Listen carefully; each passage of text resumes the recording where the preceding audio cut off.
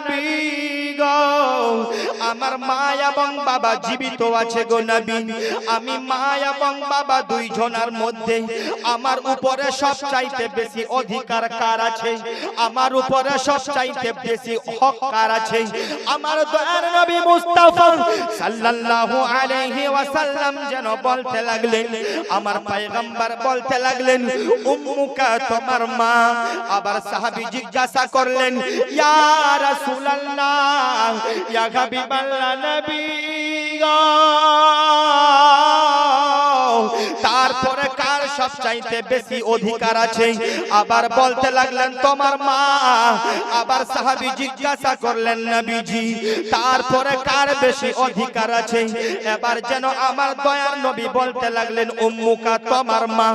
আমার দয়ার নবী মায়ের কথা তিনবার বললেন, উম্মুকা উম্মুকা উম্মুকা। আমার দয়ার নবী মুস্তাফা সাল্লাল্লাহু আলাইহি ওয়াসাল্লামকে সেই সাহাবী রাসূল জিজ্ঞাসা করলেন, আমার পয়গম্বর গো, নবী গো। তারপরে চতুর্থবারে সাহাবী জিজ্ঞাসা করলেন, এবার আমার উপরে কার বেশি অধিকার আছে, হক আছে গো নবী? তারপরে আমার দয়ার নবী বললেন, আবুকা তোমার বাবা। জোরে বলেন সুবহানাল্লাহ।